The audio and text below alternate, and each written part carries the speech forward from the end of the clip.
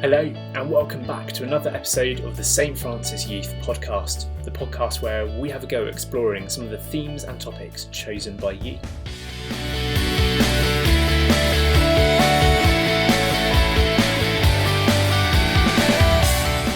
What a crazy and strange time it is for us at the moment. I think the weirdest thing is that the biggest thing we can do towards the national effort at the moment is to stay at home. How weird is that? I just kind of think we're going to look back and just think, that was such a strange yet weirdly important way of helping out. And guys, well done for all you've been doing to stay home, doing your schooling from home, going for quick walks for exercise, or joining in with Joe Wick, whatever it is you've been doing. That's been amazing. I have loved meeting up with you guys on Friday evenings for Friday Night Youth Live. We're going to be keeping doing that during this crazy time. The Instagram takeovers have been amazing. Well done to all of you that have got involved in one of those. We're doing a weekly Connect challenge as well, and it's been great that you've been sending some of your challenge videos through as well. Keep those coming. This podcast is just something else we're doing to stay connected, but also just as a way of unpacking some of the questions that you guys have. What I loved about the first episode was the opportunity to hear some of your views on the topic. Please do keep sending in videos for us to include. We have started out with a mini-series on reading the Bible. Last week we began with thinking about whether the Gospels are trustworthy. Our guest was the legend, John Nelson, speaking to us from his castle in Ireland. This week I interviewed Temitope Taiwo.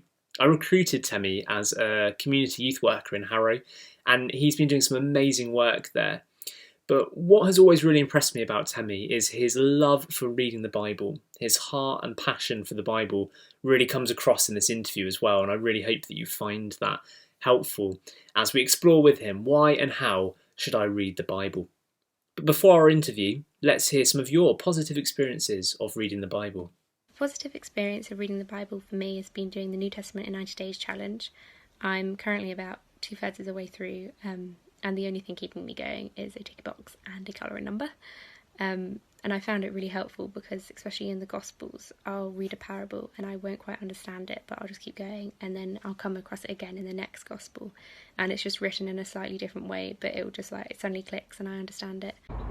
I've always thought that Exodus chapter 2 was inspiring because Moses' mother, she had great determination and great faith that kept him safe, and that's quite cool.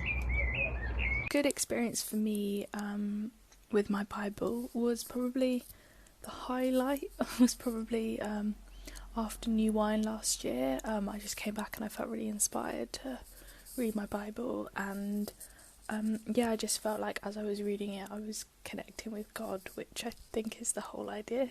But yeah, just finding it really interesting and So recently with the virus, I was looking for verses about hope, and I found Revelations 21:4, which says, "He will wipe away every tear. There will be no more death, sadness, crying, or pain." This encouraged me because it's a hope or a light at the end of the tunnel. A positive experience of reading the Bible was probably the first time I committed to reading it every day, and it definitely felt like a chore at first, but then I discovered that I just loved it and I couldn't get enough and I was hungry for more, and then it led to me realising that I wanted to study theology. Well, when I was about 14, I got rather ill with a condition that at the time the doctors had no idea what was wrong with me. I was part of another church then, and when I went to the leaders of that church to ask for help and prayer, I went to them and they basically told me that I was being punished for something and I needed to find the sin that I had committed. That put me off the whole idea of church. I couldn't even stand being around Christians for a long time. And then a couple of months later, somebody from St. Francis read this verse to me completely unprompted and out of the view, and I've since read and reread it, and each time I do I just feel a huge weight lift off me. Therefore, there is now no condemnation for those who are in Christ Jesus, because through Christ, the law of the Spirit who gives life has set you free. Temi, thank you so much for joining us on the St. Francis Youth Podcast. How are you doing? I'm doing well. I'm excited to be part of this. Looks pretty cool. So, yeah. Mate, this is very... I'm good. This is very weird for me. You are sat in what used to be the bedroom of my child. Yeah, fair play. I'm actually about to repaint the walls soon, actually. Oh, don't tell me that. I don't know if that's going to make you happy or not. But yeah, no, it's cool. Oh, mate. Tell us a little bit about yourself and where you are at the moment, what you do. Cool. So yeah, my name's Temitope, and I'm a youth worker in Harrow, which is where Paul used to work. Paul used to be technically my boss. Really? Is that right? I like to think I was. Yeah. Yeah, so I'm in Harrow and been doing youth work here for just over 2 years now. And I live with 2 other youth workers, which is one of the most craziest adventures I've ever been on. I feel sometimes like a dad, sometimes like a youth, sometimes crazy. But yeah, it's going pretty well down here. Oh, brilliant. I might insert some clips at this point of me putting some pranks on you. Do you remember these? The classics. Yeah. We were replaying those the other day. We got a placement student from Moorlands, and he was like, he kept playing around with my name, seeing if I'd notice him mispronouncing it. And then someone was like, "Temi, what's going on this week?" And everyone started laughing. And he was like, "What are you guys laughing about?" So you played him some of the pranks. And watching them back, I was like, "Man, you did a pretty good job." The one there were some good ones. Was incredible. Here it is. What's going on this week?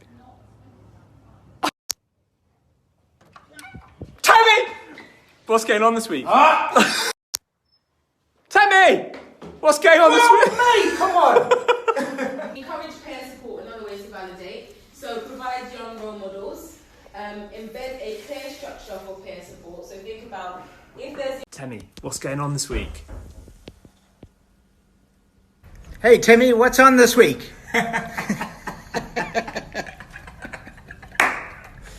Good one. That's good. Good one.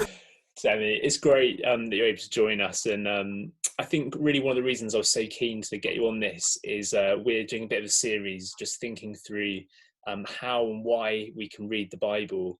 And when I think of you, I really think of you as a man of the word. Has that always been the case? Have you always loved the Bible, or how did that sort of love form? Good question. No, it hasn't always been the case. Actually, before I was a Christian, my first year of university, I went along to my dorm and set up and everything. And when my mum was helping me move in, she gave me a Bible. And she said, make sure you read this. The common kind of encouragement. This is going to get you through stuff. I was like, yep, sure. By the end of my first year, I reckon the layer of dust on that Bible was probably about this thick. Because I literally did not pick it up. I think I used it for everything else except for reading it. It was a placeholder, maybe put a tea on it. Literally, it was everything but read. So yeah, it wasn't always the case. When I became a Christian, however, in my second year, which is a really cool story, which hopefully I get to tell you one day, I went back to my uni room, and I remember being in this like kind of awe stage. I was like, wow, I feel like I just came back from a youth retreat in Wales, and I was like, I just feel like I really encountered the creator of the whole world. Now what? And I literally didn't know what to do. It was like, you've had this amazing experience, now what? And the person who invited me to this youth retreat, they borrowed me their Bible for a couple of days until I was able to get my own. And that was kind of when my love for God's word started. Amazing. Can I just ask then, I guess, this would be the first sort of major question really, is why the Bible?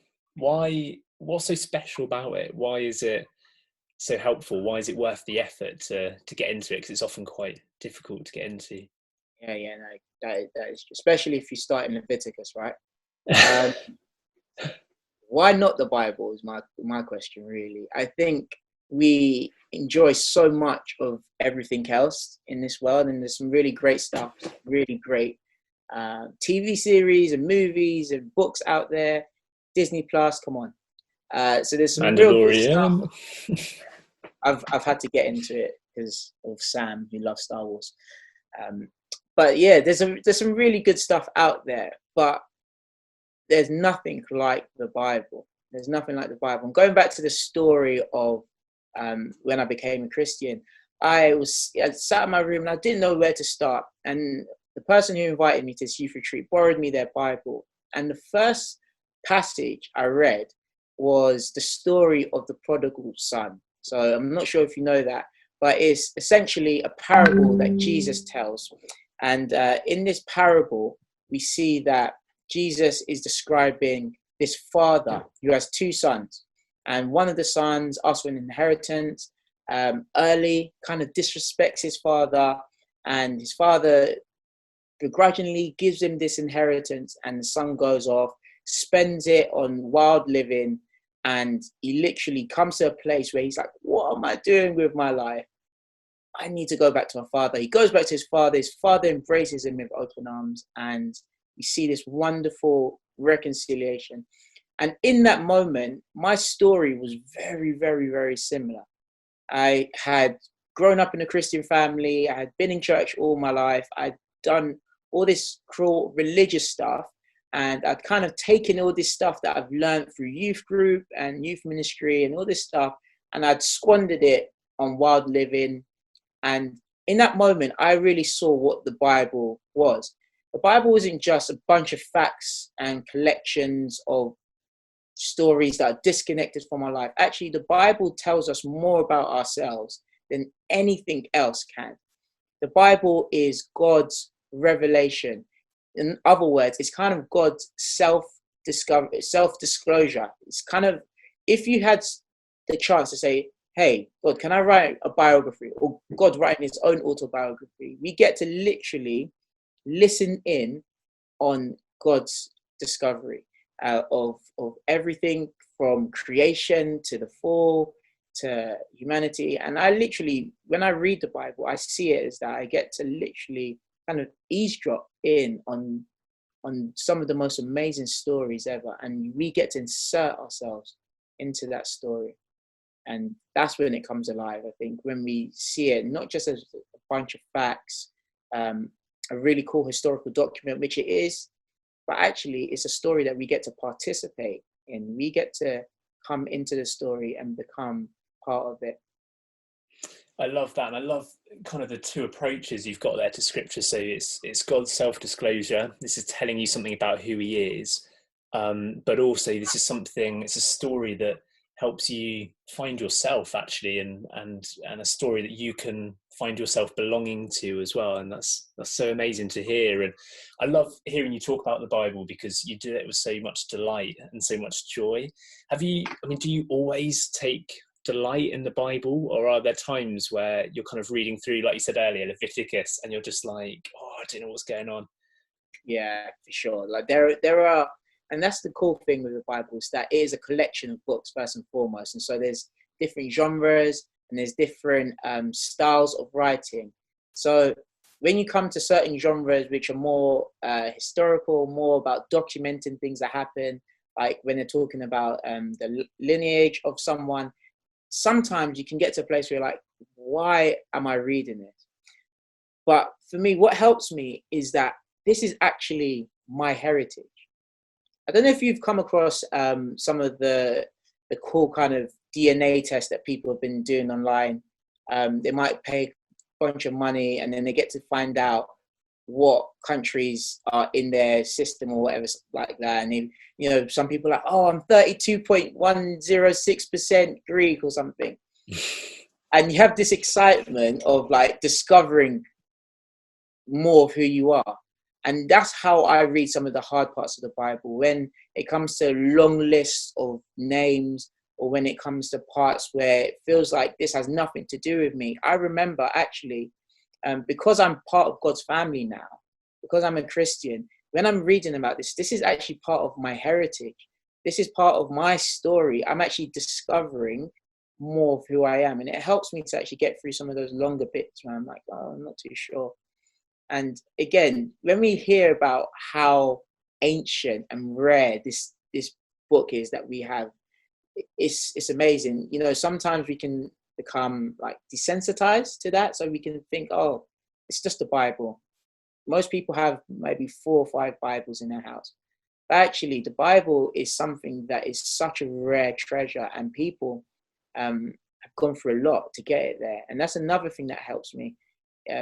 Learning about how the Bible came to be really gave me a motivation to read it, because when I heard about the stories of people smuggling it across different continents and people having to literally, some people died just to write a certain page of the Bible, and how it's been translated. Actually, the first book press, the first published book was a Bible. And so when you hear about all of these amazing things, actually, when you hold it in your hands, you're like, this isn't just another magazine. This isn't just a newspaper. This has gone through centuries and centuries of stories and fights and wars. And now I get to hold one of these in my hand. Yeah, that's amazing. It's so easy to take it for granted, isn't it? You know, here's an old book that we know as Christians we're meant to kind of read, but it's super long. We don't know where to start. But actually reframing that and seeing it, like you say, as our heritage. This is our story, and this has been a precious book that has been at times hard to get hold of, and people have died to get it across borders. And you know, absolutely, it kind of becomes a bit more of a rebellious book that's kind of sort of breathing life into our reality as well, isn't it? Yeah, mate, that's amazing. Okay, so really practically then, when you come to read the Bible, how do you read it? What's your method? Do you just pick it up at a random page, or do you have a bit more of a sort of ordered approach?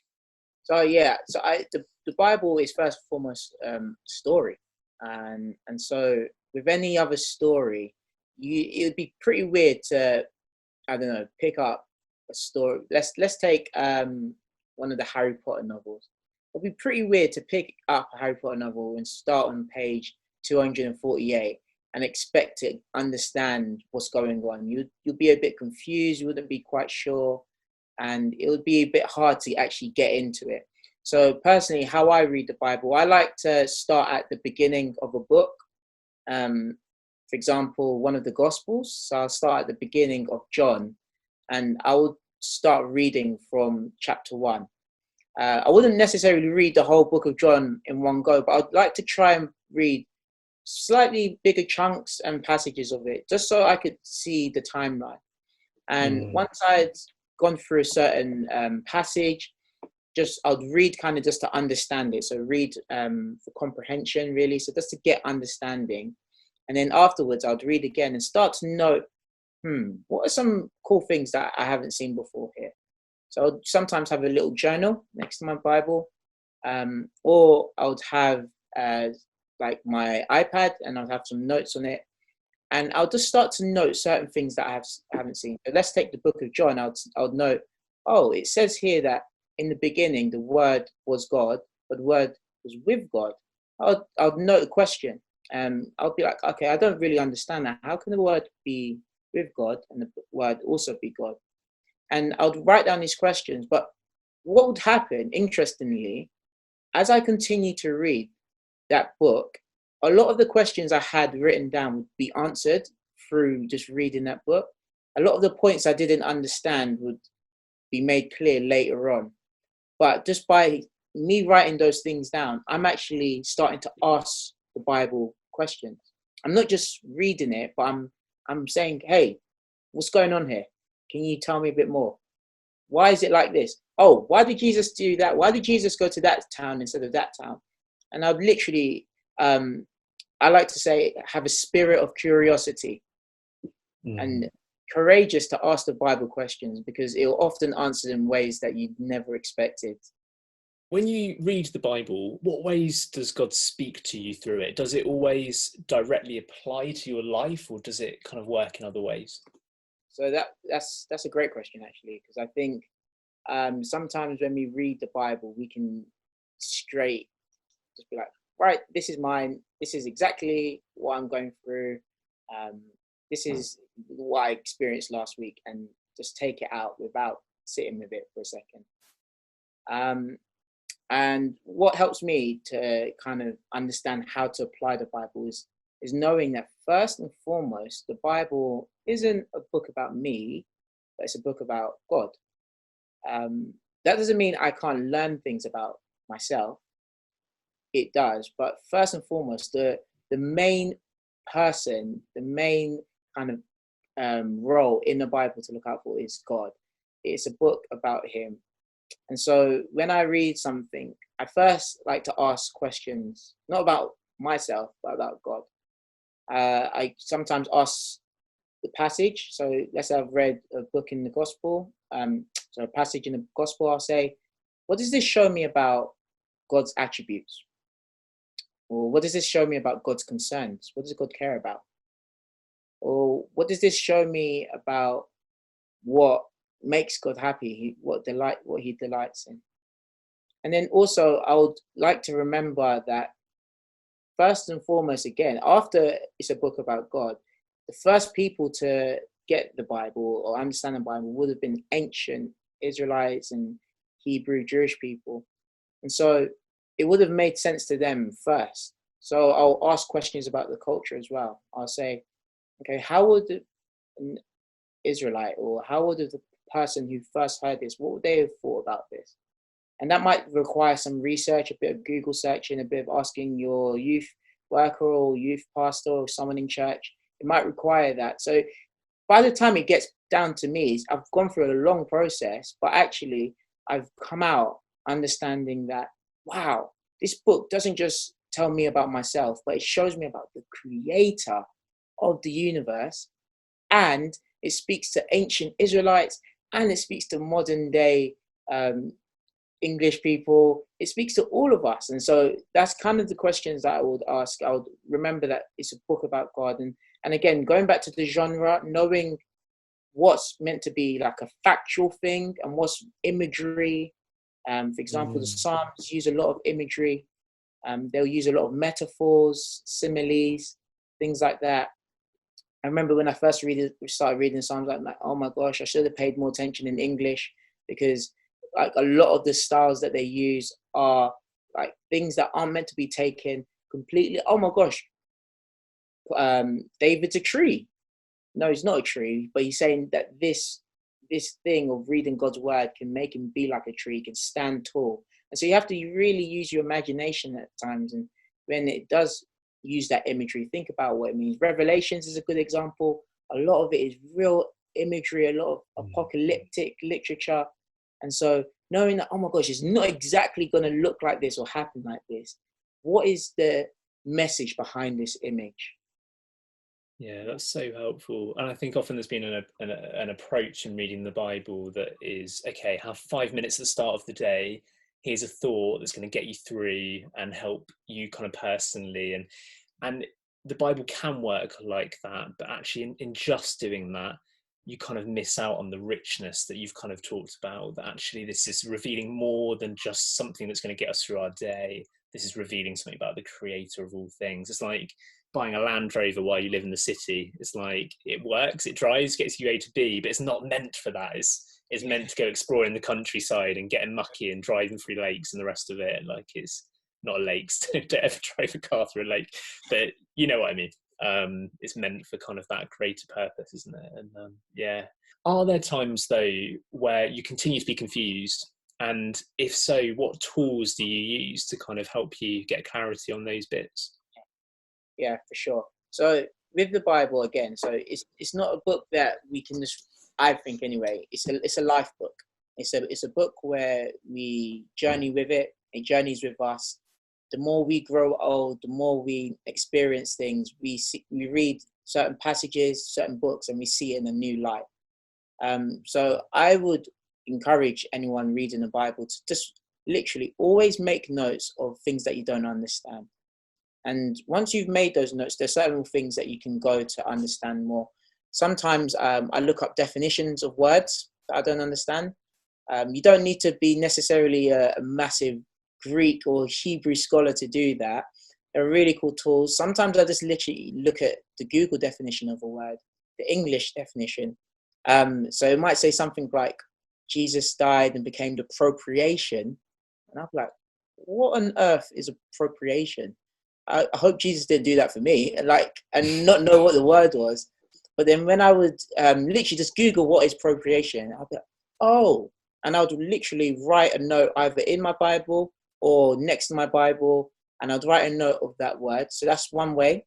Another way is what I like to call the author's purpose tool. So some books seem really confusing. You might not know why they're even in the Bible.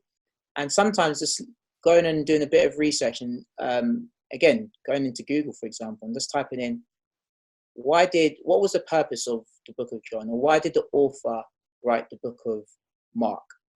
And usually you'll find out some information. For example, so John wrote the book of John kind of just to testify to who Jesus was as the divine Son of God. Whereas Matthew wanted to focus more on Jewish heritage. Luke was a doctor, he was a physician. And so when Luke talks about the same story that Mark talks about, Luke will often talk about it in more detail because he was quite precise. He wanted to know the historical facts. And so that's another really cool way to get more understanding with the author's purpose tool. Another thing is the genre, looking up what genre of book you're reading. So for example, the Psalms, if you did again, Google's like my best friend sometimes. But if you did a Google search and looked at what is the genre of Psalms, you would find out that it's a book of mainly poetry. And whereas Proverbs is still poetry a bit, but it's more wisdom literature. So a lot of the things that Proverbs say aren't necessarily direct rules for life, but they're like principles in which if you were to practice them, they can help you to see similar outcomes. So learning the genre is a really cool way. And there's a bunch of other tools that I wrote down here. I like to take note of the tone and the feel. So this is something that you don't need to search. This is something that you can feel yourself.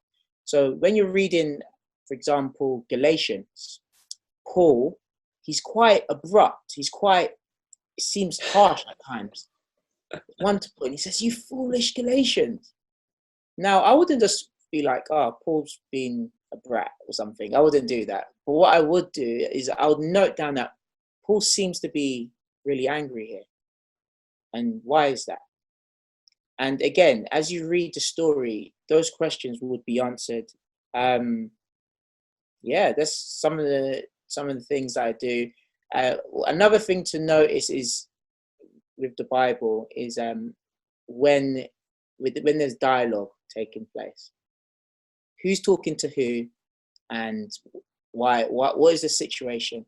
And so try to construct or try to imagine yourself in that situation. Try to imagine the scenery. Try to imagine the dialogue going on. In John chapter 4, it is Jesus is talking to a woman at the well. And I like to just imagine, okay, what would it have been like? You know, it must have been hot. It was a desert. And I'd write that down. Or I'd even draw a picture. I'm quite a creative guy, so I like to do a lot of pictures. I literally might draw a picture. I'll be, okay, it was quite hot at the time. Or I might even, again, Google search, what was the weather like in Samaria? And just try to imagine myself in that situation. So there's so many different ways that you can get more out of the Bible. To me, that's so helpful. Thank you. It's so practical, and I hope that people go away and just give some of those things a go and just get reading their Bibles. And if you could finish with kind of one word of wisdom for reading the Bible, what would you encourage young people with? Yeah, I think kind of said it a bit earlier, but don't see it as a one-time, I'm going to get all the solutions in one go. See it as a life book. See it as something that you journey with. It journeys with you. And as you grow old, it's something that you're always going to return to. It's something that you're always going to look at. And that's one of the reasons why I like to write in my book, in my Bible. Some people are like, I could never do that. But one of the reasons I do is because I know that this book is going to be with me for a long time, my whole life. And when I look at what I wrote 3 years ago, I'm like, ha, ha, ha, you thought that, you were so wrong. Or I was like, oh, that's really cool that God showed you that at that time because you was going through stuff. So I like to date my Bible when I write stuff in. I like to draw pictures. And that is essentially what God wants us to do with his word. He wants us to participate and be part of the story because we are. Brilliant. Temi, thank you so much for your time. Really appreciate it. It's been so helpful. And yeah, we look forward to getting you on our Sunday night live stream for a bit of a chat as well and hearing your story. That'd be great. Thanks very much. No worries.